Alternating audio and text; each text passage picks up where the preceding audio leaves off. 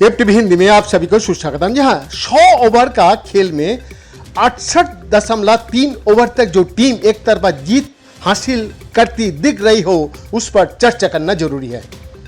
68.3 over के बाद भी अगले कम से कम 15 ओवर तक जिस टीम का पल्ला भारी दिखे उस पर चर्चा जरूरी है। ये बिल्कुल सही है कि वानखेड़े स्टेडियम में ग्लेन मैक्सवेल ने जो करिश्मा किया उसका जिक्र अगले कई सालों तक क्रिकेट दुनिया में होता रहेगा, लेकिन अगर अफगानिस्तान का प्रदर्शन पर चर्चा नहीं हुए तो ये उसके साथ अन्याय होगा। क्रिकेट की रिकॉर्ड बुक में जीत या हार दर्ज होती है, इस लिहाज से ऑस्ट्रेलिया ने अफगानिस्तान पर जीत हासिल की, लेकिन क्रिकेट फैंस की record book official record book से अलग ही होती है। फैंस की रिकॉर्ड बुक में ऑस्ट्रेलिया के जीत के साथ ही अफगानिस्तान का दमदार प्रदर्शन भी दर्ज हो गया है। अफगानिस्तान ने वर्ल्ड कप इतिहास की सबसे कामयाब टीम हजारों फैंस के सामने जो दुर्गति की उसकी उम्मीद किसी को नहीं थी। कंगारुओं को चेहरा देखने लायक थे, सांसें फूल रही थी, दिमाग चलना बंद हो गया था, वरना मिचेल स्टार्क बिना डीआरएस लिए पैवेलियन नहीं चले जाते। गेंद उनके बल्ले से छुए तक नहीं थी, लेकिन अंपायर की उंगलियां उठते ही वो पैवेलियन लौट गए। बाद में कमेंट्री में बहुत देर तक इस विकेट पर चर्चा होती रही।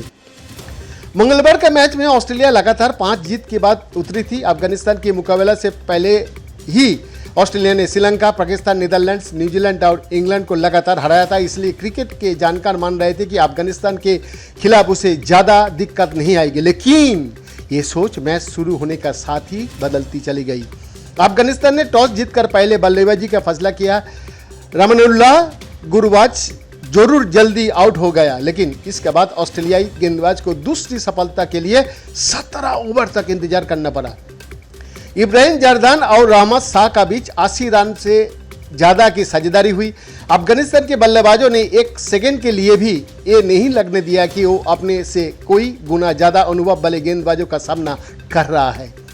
मिचेल स्टार्क को तो दिन ही अच्छा नहीं था। उन्होंने 9 ओवर में 70 रन दिए, इसमें 5 वाइड बॉल भी शामिल है। बहुत कम ही ऐसा होता है कि ऑस्ट्रेलिया 7 गेंदबाजों को आजमाए, लेकिन मंगलवार को ऐसा हुआ। हालांकि इसका कोई फायदा नहीं हुआ क्योंकि अफगानिस्तान के बल्लेबाजों में साझेदारियां होती रही।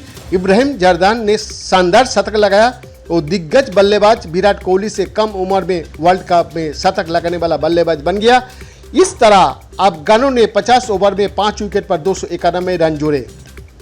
अफगानिस्तान का टीम ने बहुत साइंटिफिक तरीका से मैच खेला। बल्लेबाजों के बाद उनकी गेंदबाजों ने भी कमाल का प्रदर्शन किया। दूसरे ही ओवर में नवीनुल हक ने टीम के पहली कामयाबी दिलाई। 6ठे ओवर में उन्होंने मिचेल मार्श को भी पैवेलियन भेज दिया।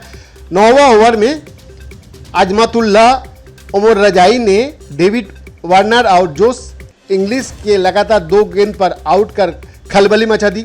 20 ओवर के पहले ऑस्ट्रेलिया अपने 7 विकेट खो चुका था।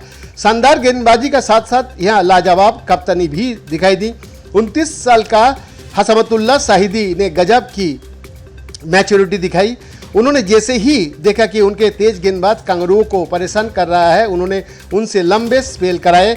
मैदान में गर्मी थी, इसका बाद भी तेज गेंदबाजों ने अपने कैप्टन को भरोसा का नहीं तोड़ा। उन्होंने कमाल की सीम और स्विंग गेंदबाजी की।